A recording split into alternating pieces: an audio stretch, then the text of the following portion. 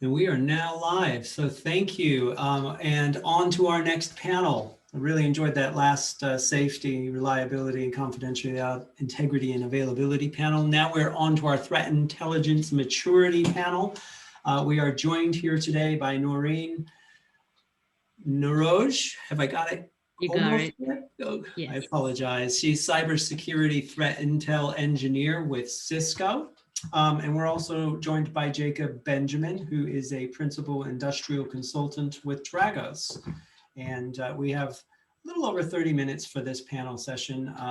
So I'll go ahead and get us kicked off right away.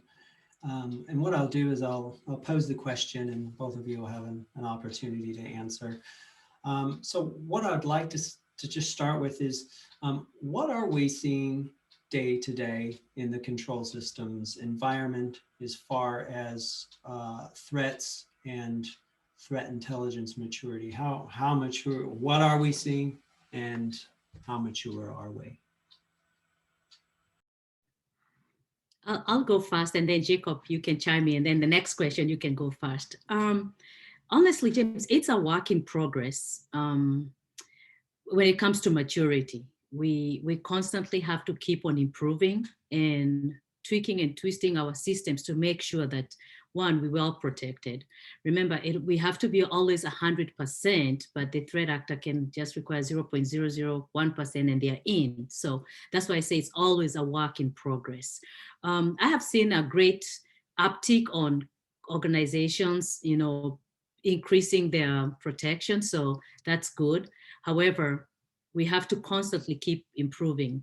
On the threat landscape, that's an interesting topic, and we can talk about it all day or all year because that's never ending. The threat actor we were chasing 2 days ago or yesterday has completely changed to today. It's a landscape that's constantly changing. So a lot of phishing attacks, we constantly see that. They've taken advantage of the COVID and what have you. And now with the election, so it's a kind of chase mouse, right? So we constantly have to stay abreast, get to know your environment very well, and keep on working on the maturity of your threat intelligence program. Jacob, do you have something to add on? Yes, thank you. And I agree with what you were saying. What we're seeing as well on our end is the visibility of the operational technology networks is still an issue for a lot of organizations. Now it varies from sector to sector. Everyone is moving forward, but visibility is still strong. Is still an issue. Just being able to see what's happening on those networks. It's really difficult to determine if you've been compromised if you don't have any insight into that.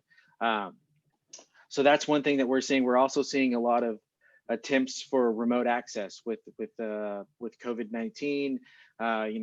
Remote access is being enabled more and more, and so we're seeing activity groups target remote access, VPNs and things like that. So yeah, I agree with what you're saying. Okay, great. And we are seeing evolving threats constantly, as you've just said, from one day to the next. I've been hearing this for years. Nuclear sector, aviation sector is a big ecosystem. We run shows on that as well. But one thing that came across my mind is they're consistently evolving. How are we evolving as organizations? Noreen? For organizations, we are evolving in a matter of education, user awareness. Right now we have a global remote workforce. Security used to be taken care of when the people used to work in the office. We had people taking care of the security, but now you have people working from home. Now you're expecting them to know about security, how to secure their VPN, how to secure their home connectivity, what have you. So we've evolved as individuals, one, learning how to maybe, for example, use a multi-factor authentication to protect yourself, an extra layer when you're accessing your data or your company information. So user awareness has really gone up. Companies have also become aware by we have to constantly keep on involving everybody, because security is everybody's responsibility. We can't just say it belongs to team A and not team B. holding everyone accountable, right? And I look at it even in our organization, we celebrate both successes and we also celebrate failures. Where do I mean failures? Meaning if we do like a phishing test and maybe we had 3 people last week who clicked on the link, and then the following week, nobody clicked on that link. That is, we're celebrating the last week's failure where the 3 people no longer clicking the same phishing link the following day. So bringing that awareness across the people, the whole organization is something that I've seen us involve.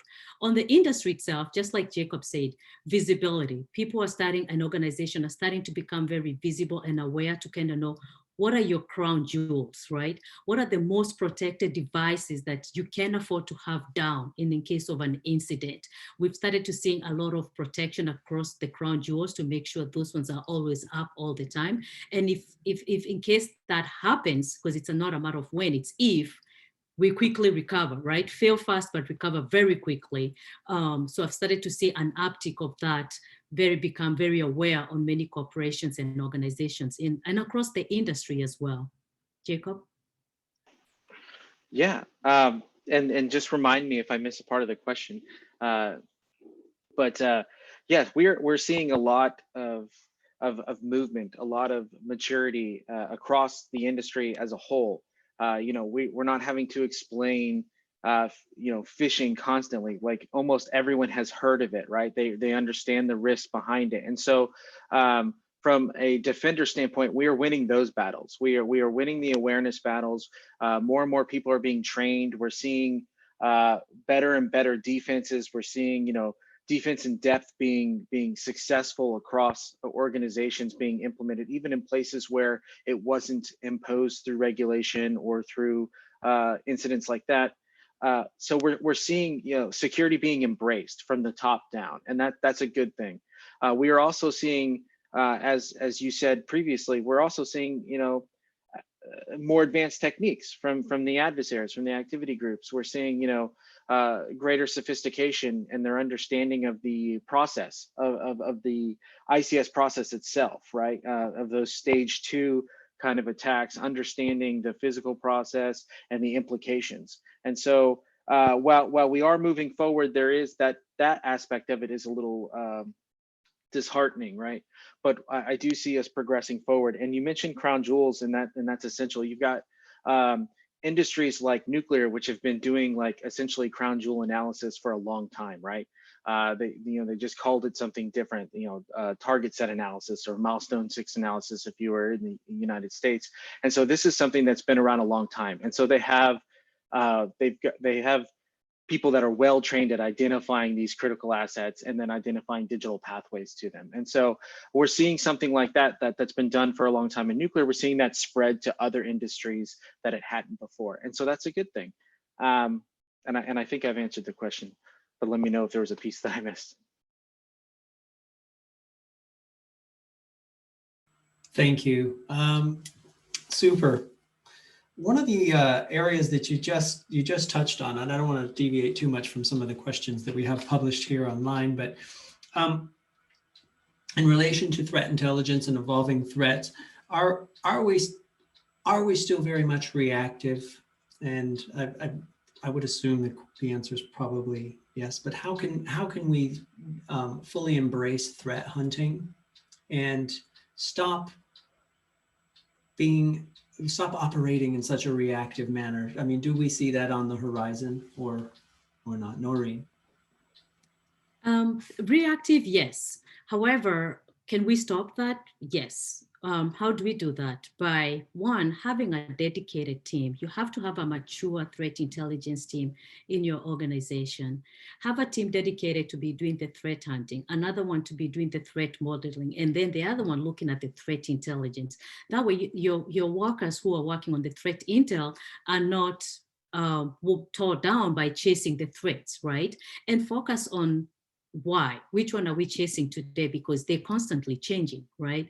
So if you have a team that's fully dedicated on the threat hunting, you can know in advance, this is the attacker that's trending right now, and maybe might see it in the trajectory going in the future and start focusing on that. That way we are being more proactive than being reactive.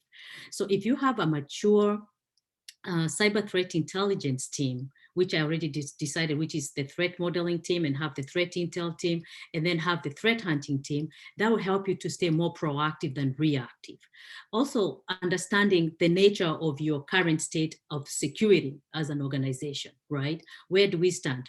Do those analyses, do your own incident response, threat hunting on time, right? Perform those tabletop exercises so you can know where you have weak gaps and then fix them before the attack happens. So that way you're proactive than being reactive. Jacob?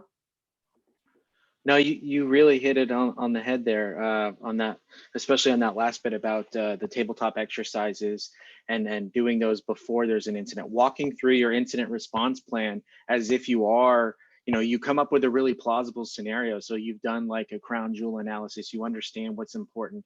Now, you understand the attack pathways to there. Let's do a scenario where that's happening, and then walk through it and see where there are communication issues in your incident response plan, roles and responsibilities that maybe aren't as clear as they should be, those kinds of things. And that's really, really important. And we are seeing that as lagging behind as far as other, traditional defenses like training, awareness, and technology. We're seeing that uptick, but incident response is still lagging behind, preparing for incident response. And so one thing that we commonly say at Dragos is, you can't prevent everything, but you have to be able to detect when you haven't prevented it and then respond and recover, right? So that detection piece is really vital. And so adding that into your incident response planning is big. And we are big fans of threat hunting. And so one thing about threat hunting is you have to have a hypothesis. You have to, threat hunting without a hypothesis is very difficult, and it doesn't often have value. So that's where you take those scenarios, like I said, you do a crown jewel analysis or something like that, where you understand your high consequence scenarios, and then you take a hypothesis. You say, okay, this activity group, take for instance one that we track like xenotime, and you say, okay, if I hypothesize that xenotime is in my environment, what is that going to look like? And then I go hunt for traces of xenotime. And so and then you focus on their threat behaviors, right? And so you're like, what are the kinds of things that xenotime is known to do? And you get that from your threat intelligence feeds, right? So you get that from, CISA or Dragos or, your variety of threat intelligence feeds. You get these behaviors that these activity groups use, and then you go looking for them in your environment. And one thing about the incident response planning and the tabletop exercises is it allows you to see gaps in your visibility when you're walking through the incident response. So maybe, you say this asset, I really need to know what happened on this asset. And you go, oh, but the logs deleted on that 2 weeks ago, and I need 1 month worth of logs in this situation. And so then you get a list, and we call it a collection management framework, but you get a list there where you have like, okay, when there's an incident at this level, I need the logs from this firewall, and they need to be this, they need to have this retention, right? And I need the host logs from this Windows machine, and things like that. And so that's how we see proactive measures happen.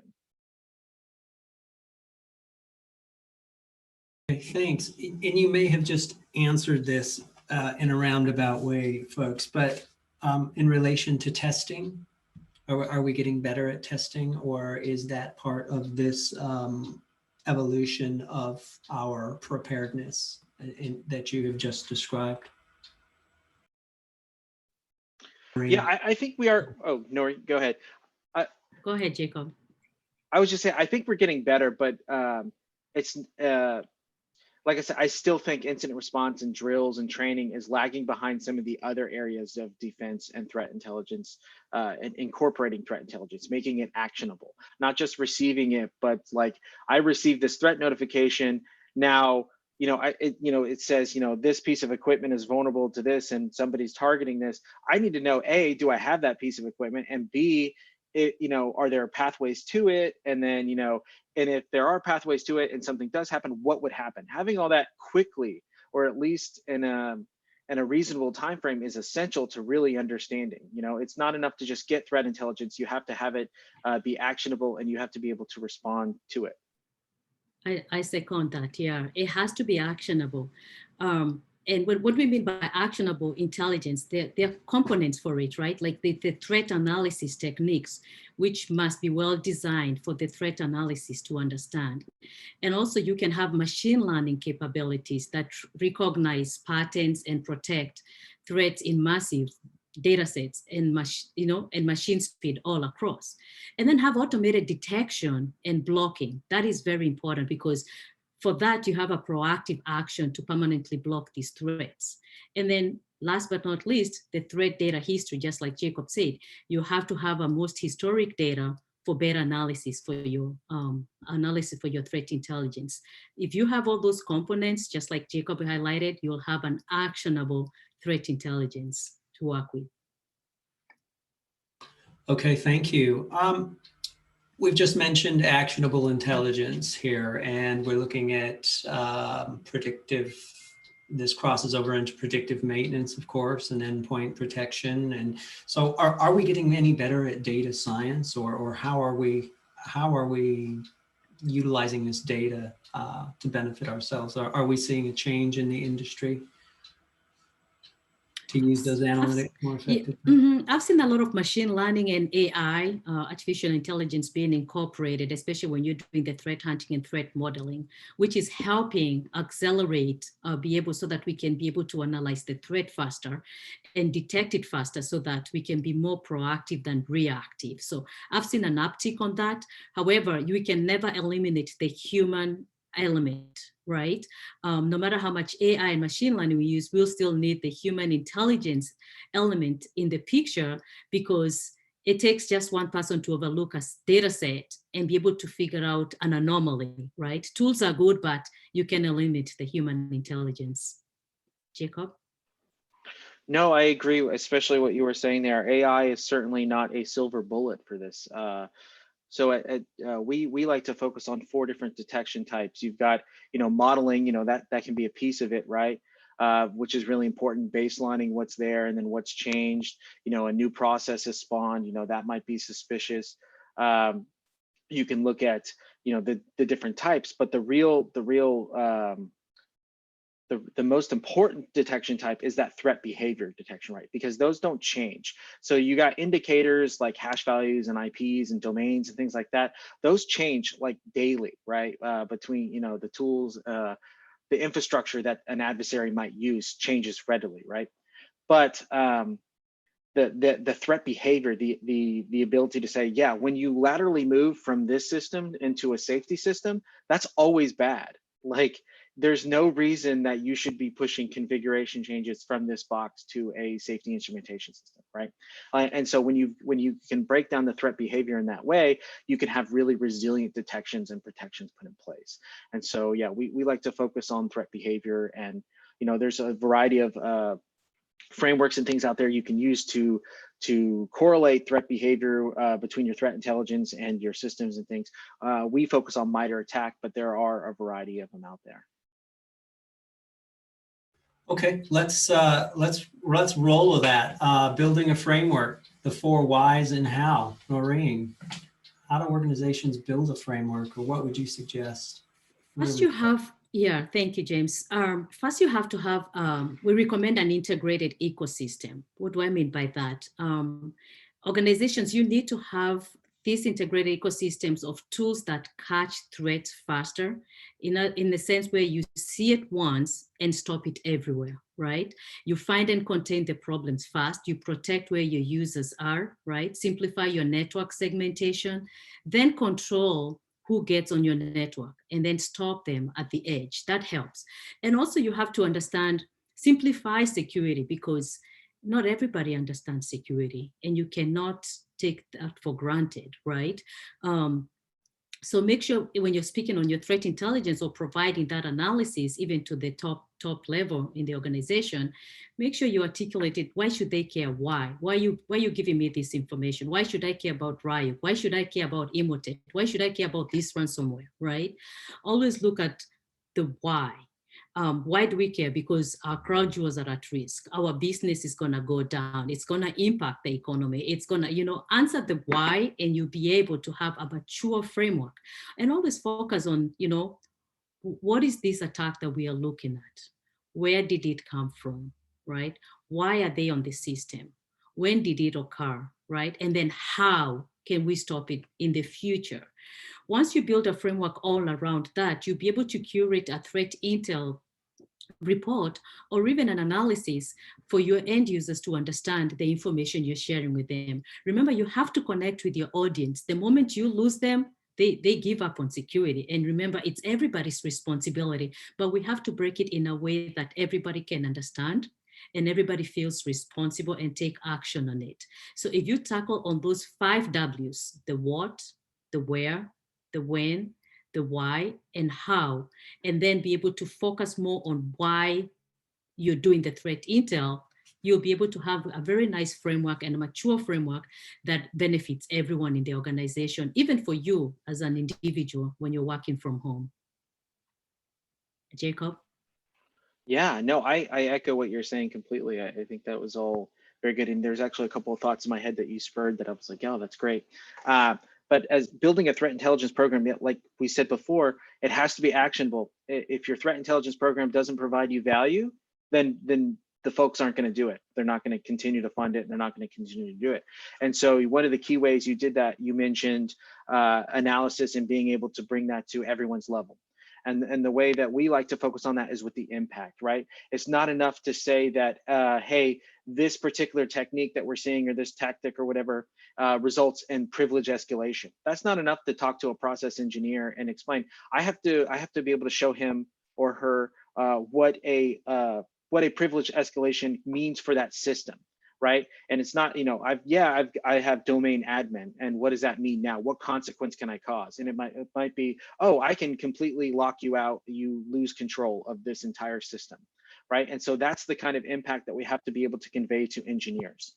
And then you have to have a different type of analysis that you have to be able to convey to the business leaders. Right. So you have to say, this is how it's going to impact your business continuity and things like that, revenue and productivity. And so you have to be able to understand who you're talking to and make that threat intelligence actionable. Another part of making it actionable is with the asset inventory. And that's another thing that in our 2019 year in review report that we pointed out is an overwhelming majority of folks are still struggling with having an accurate asset inventory. It goes right along with OT visibility, and it's very difficult to protect what you don't know you have. So yeah, if you don't understand your environment, it's really difficult to detect changes in it and anything like that. And so being able to work on that intelligence is important. Another concept that triggered in my mind when you were talking about is like a cyber black start, right? And so you have to have this mindset of like, oh, if I have to assume all these firewalls are shot, I can't use them anymore, right?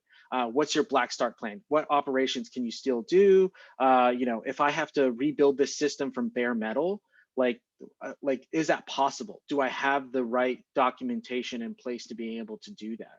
And so just understanding that this is a consequence of this intelligence. So let's make sure that we have the response in play. And thanks. Okay, fantastic. I'm just going to field a question as one has come in. And in an ICS live environment, there's more than a bit of legacy. It's also not always possible to patch or update these types of systems, for example, due to availability requirements. So what extra benefit, apart from knowledge, comes to this type of environment from threat intel? Jacob, you want to take on that? Yeah, I will take that. So just understanding the type of techniques that they're going to use. So it might not be, you know, so the answer might not be patching, but it might be, I need to add an additional level of segmentation between that device. And so say you have two devices on a same network level, a lot of times they can still communicate with each other, even if they don't have a business purpose for communicating with each other. And so then adding that extra level of segmentation to say, I have a reason to justify putting in this extra firewall or this, whatever I put in place, you know, maybe I put it on a separate VLAN or whatever we end up doing, just having a business justification. I have to do this because of this threat intelligence, and I can't do patching because of the availability. It might be the vendor, right? You know, the vendors have to certify a lot of these engineering equipment, and you can't just upgrade from Windows 7 to Windows 10 without getting that certified from the vendor. And so just having those other kind of protections in place, and threat intelligence is going to tell you which mitigations make sense, right? They're going to help you prioritize those mitigations. So if you can't do the patching, very few reports just say patch, right? At least hopefully, right? Most of those reports include additional mitigations. If you can't patch, do these things. And you can figure out what works best for your risk profile, your process, and understanding it. Yeah, I hope that worked. So, yeah. Nori. I agree with you, Jacob. And like I always advise, every organization should have their own risk appetite, right? What willing to inherit if you don't patch that system, right? Do that analysis. And if it's really critical, just like Jacob, impact, right? If it's critical, then you just have to patch. If you can work on a day when you can fix it. But what I just echo everything that you say, Jacob. Okay, thank you. Identifying risk prior to stopping threats. How are we identifying risk prior to? I've seen a big maturity increase in organizations now. They've started to appreciate risk, right? So understanding the residual risk, which is, the risk that remained after an impact, or the inheritance risk, which you're taking from when you're working with third-party vendors, right? And that's where we say it's very important to have a risk framework and have your own risk maturity and appetite. What are you willing to accept? Because there's an aspect of risk you have to accept, right? You can't just say we are 100 or 0. No, you have to accept some type of risk because it's still going to happen. But then work towards it to reduce it to a very minimal number and make sure that you're continuously reviewing it. Just because you did a risk access management or analysis 3 months ago, that does not mean you're okay till the end of the year. It should be a continuous improvement plan because threat actors are constantly at work. So they're always persistent. So we have to constantly be proactive on the risk maturity level. Jacob, you want to add something? Yeah, just briefly, I think the best way to be proactive is to understand your system. If the activity group or the adversary in this case understands your system better than you do, then you're in trouble. And most of the time, that's not the case. I want to give our engineers and our operators the benefit of the doubt. It's very difficult to learn complex systems without significant dwell time. And we talk about some of these activity groups dwelling for 9 months, a year, and that's significant time. You can learn a system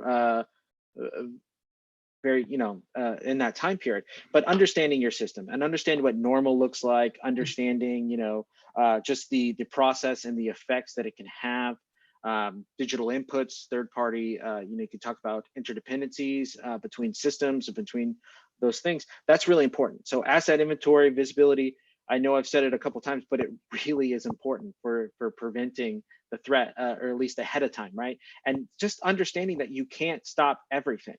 And so lay your breadcrumbs, down to detect them before they get to the crown jewels. So laying the traps along so that there's multiple traps that they have to, like tripwires that they have to hit before they get to the most critical asset, or the, at least in that system and and you can start small. You can start just from that system, and then from the plant overall, you can progressively go out. But there are just not putting all your eggs in one basket, not relying 100% on prevention measures. So if you want to, your risk appetite should have a mixture of respond, recover, detect, as well as prevent. Right now, I'm seeing a whole lot of focus on preventive measures, and I don't think that's enough. I agree with you, Jacob, on that. And also not forgetting that the risk can come from inside, right? Sometimes we focus on external attackers, but insider threats too, something also to look into it. So observe those anomalies, anything unusual behavior from within your network, inside your network is also a key thing to also stay abreast of, because inside attacks are also as bad as external attacks. So stay abreast on that. Yeah, and oftentimes they result in a higher consequence event, right? Because they have access that an outsider might not be able to have. And so not just insider attacks, but attacks from originating from the inside, right? And so a lot of times when I will work with asset owners, we will say, okay, yeah, if you're attacking this system from a higher level, from 5 to 4 or whatever Purdue model or whatever model you're using, if you're attacking it from the less secure level to the more secure level, like, it's very difficult or it's nearly impossible, right? You've got data diodes or you've got whatever in place that makes that really difficult. However, if somehow an activity group or an adversary is able to get into the same level, maybe there's a bypass or somebody clicked on something they didn't, or removable media, supply chain, whatever they ended up doing, if an attack is originating from within the own level, a lot of times we're seeing that it's not being defended against. There's not a lot of what I call horizontal controls within the level. So, and those are very difficult to maintain in engineering environments. You're talking about access control lists and things like that. Those are very difficult to maintain. And so oftentimes we see an over-reliance on vertical protections and not enough on the horizontal protection. Okay, that leads me to a question here. How are we understanding our tools? Are we getting any better at understanding those tools and how to use them more effectively, Noreen? We're getting there. I have to give credit to the industry. Because it's a work in progress, but most so to understand that tools don't mean they're fixing everything, right? We still have to use the human element. However, the tools are there to enable us to build that defense in depth. I usually say, don't just go subscribe to these tools just to get the intelligence feed from external sources and what have you. Your best network information is your most valuable asset you have right now. It will tell you what's abnormal for your network when you're uptick or low tick on your network. Once you understand what you have internally, then you can start subscribing to external tools to get that threat intel information. And also now having tools to protect you at the edge, right? In between and then in the circle with them. And even as we migrate to the cloud, now we're seeing a lot of digital transformation. Be wary of that. What's happening on the cloud too. Make sure that you're well protected there. Don't just assume the cloud is taking care of that. Know your responsibilities as an organization, as your business. Who's responsible to what part, right? What tools are being used? Are they most patched? Are they most current? How are they helping you? Because tools just they're an enhancement, right? But the human element and you knowing your network and where to position to have that defense in depth is very, very important in your security architecture. Yeah, I think we're seeing a big difference from years ago when I would go to a facility and they might have a tool installed but it's not really configured, right? They've got a full SIEM installed, but it's getting like, 10 million alerts a day and nobody's looking through the alerts, or they're not tuned to really be meaningful. And so that's a problem that we're seeing getting better. People are working to get better tuned event management and things like that. And so that's a big plus. I am seeing that. And then I will echo what you said, that oftentimes I'm asked, if I have $1 to spend on my cybersecurity, where am I going to spend it? I'm going to spend it on my people. I'm going to spend it on the folks and not necessarily the tools. Okay, thank you. There's a lot more we could talk about. I would love to touch on third-party risk and supply chain. For the last few years with the Cyber Senate, we've been talking a lot about asset inventory and the lack of visibility over critical assets. And I've noticed you've mentioned that several times. Are we getting any better at that? We've only got a few minutes left. So are we getting any better at that? And then I have another question for you both just to end this webinar, or excuse me, this panel on, is people, process, and technology. What's the weakest link? To the answer to your first question, yes, we're getting better. People are becoming more aware, and people are feeling comfortable with security. Before, people weren't really interested or weren't really cautious about security. Now people are becoming more aware. And when they say people are the weakest link, I usually say, no, people are your strongest link. Like Jacob said, if he has $1 to spend, he'll spend on the people. And when you say people, process, procedure, people are your greatest assets. They are the fast human firewall, right? Before your tools. You can have that seen, but if you haven't configured it to block that traffic, but if I see that traffic and I'll raise an alarm and say something abnormal is happening here, I'm your fast firewall defense before you can even implement that tool. So yes, it's getting better. Do we have more work to do? We sure do. It's a work in progress. It's never ending. And we need more people in this industry to help us to continue battling these cyber attacks and what have you. Jacob? Yeah, no, I echo that. I think that it's different for everyone. So some facilities I'll go to, and the weakest might be their processes. They don't have well-defined policies and procedures, and so and then those policies and procedures aren't enabling the people to perform to the best of their ability. And then there's oftentimes, like I said, where tools are the issue, right? You've got all these tools in there, but they're not configured, they're not useful, and so they just sit there. And so it's like, I would have rather had that significant amount of money for that tool. I would have rather trained my folks on that. So we are seeing that. But supply chain, we're working towards it. It's getting better. It is still, to me, the scariest attack vector, at least for the most sophisticated activity groups, right? And so, you know, there's things like trusted vendors, and you know, there's organizations like the nuclear industry uses NUPIC to try to help with that, to really to hone in on the supply chain and really get ensure that the quality there with the integrity checks. But it is a difficult problem. You know, there's a lot of technology that we have to get from outside, and so then you're really relying on, you know, your factory acceptance testing and your site acceptance testing, and, you know, doing vulnerability scans when you arrive at tamper tape.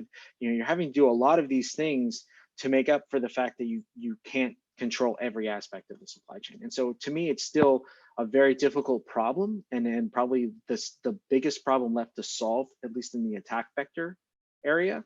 But you know, we're working towards it. We are seeing improvements.